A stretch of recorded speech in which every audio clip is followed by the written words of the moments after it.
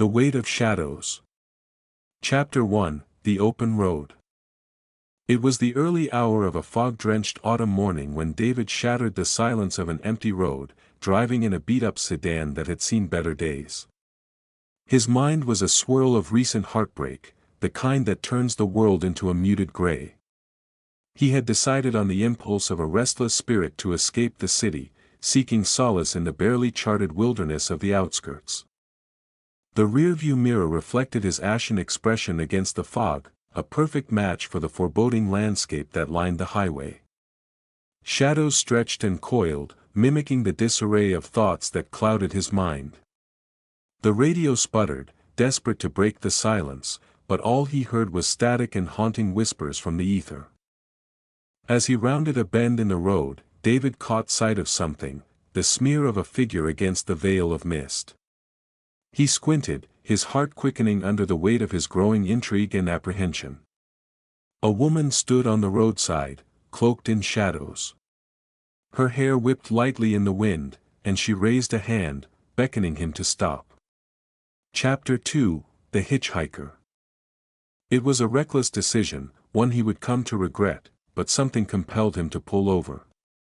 The figure approached, her footsteps silent as if she were gliding over the asphalt. David's breath hitched as she drew closer. The fog clung to her like shrouds, giving her an otherworldly presence. Her eyes, icy blue and unfathomable, locked onto his. They brimmed with an intensity that sent chills dancing across his spine. "You're not from around here, are you?" she asked, her voice both ethereal and gravelly, as if dragging secrets from beneath the soil.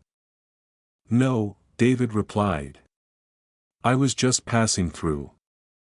"Can you take me to the next town?" she requested, her gaze unwavering. Before he could think twice about it, he gestured for her to get in, unable to shake off the sensation that this encounter was significant. As she settled into the passenger seat, an unnatural chill swept through the cab, the air heavy with unspoken words. "I'm Mia," she introduced herself, the name hanging in the air like incense. David nodded, barely managing to murmur his name in return. Chapter 3, The Conversation. They drove in muted silence, besides Mia's occasional soft murmurs about the landscape flashing by. David noticed strange details, how the way she spoke seemed oddly disconnected from her appearance. Her words had an age, a weariness that weighed heavy on his chest. "What's your story?" David ventured, hoping to draw her out, to understand the enigmatic specter riding with him. Mia's smile was ghostly, yet tinged with sorrow. "I lost my way a long time ago. Sometimes, it's hard to know where you belong. This town, it holds my past." There was a pause, silence deepening like a well filled with darkness. David felt a sudden urge to know about the past she mentioned. "Why hitchhike?" he asked, the question slipping out, vulnerable and raw. "I can't seem to leave," she replied. "Not until I find what I've lost." Chapter 4, The Descent. The road twisted and turned, leading him to places shrouded in fog, where even the sun struggled to breach the pervasive gloom. The moment pulled taut, David became conscious of something watching him, an awareness prickled at the base of his spine. Mia's presence felt more weighty than the air itself. "Are you scared, David?" she asked, her gaze locked on him like a hunter stalking its prey. "No," he lied, feeling as if shadows were huddling around him, a thrumming heartbeat echoing in the solitude of the car. "You should be." Her words filled the space between them like a visible fog. "The road is cunning, it plays tricks. It knows fear. And it knows loss." David forced a laugh, but it came out shaky, uncertain. "Is that why you're here? To remind me of my own loss?" Mia turned to him, her expression darkening. "No, this loss is mine." Chapter 5, The Revelation. The atmosphere thickened, and the road stretched into a spectral void as they approached the outskirts of a ghost town. Hesitantly, David could see the remnants of civilization. A few dilapidated buildings loomed eerily through the mist, candles of light flickered in windows long dark.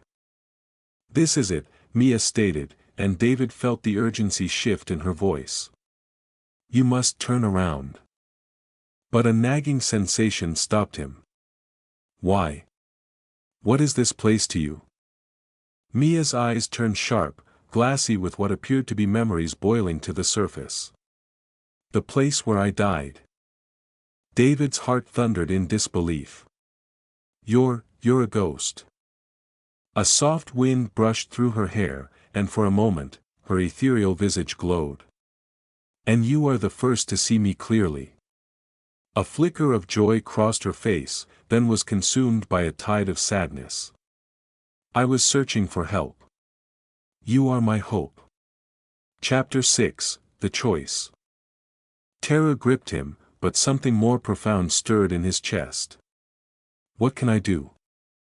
Help me find peace, rescue my soul from this haunting road, or I will burden you forever." David felt an unfamiliar warmth spreading through him, the fear slowly unraveling its grip. He'd spent too long wallowing in sorrow, perhaps it was time to confront the shadows that he himself harbored. "What must I do?" "Return what is lost," she said, and despite the chilling air, David felt a flicker of determination in his heart. "Okay, I'll help you," he promised, and suddenly, he felt a faint touch on his arm, a breath ghosting over his skin. Chapter 7, The Wake. They stepped out of the car, shadows thickening around them, enveloping them in mist as they entered the desolate town. And there it stood, an overgrown gravestone, its weathered lettering barely visible. "This is where I rest," Mia whispered, her voice tinged with a sweet sorrow. As they stood together, a sensation washed over him, a release, like the crisp autumn air lifting away the weight of shadows. David reached out and touched the stone, feeling warmth seep from his palm into the chilling stone. In that moment, Mia's form flickered. "Thank you," she whispered, her form beginning to dissolve into the mist, leaving only a trace of a smile behind. "You have saved me." And just like that, she was gone.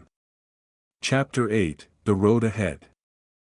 David stood alone among the shadows of the abandoned town, feeling the weight of loss gradually lift from his shoulders. As he made his way back to the car, the fog began to recede.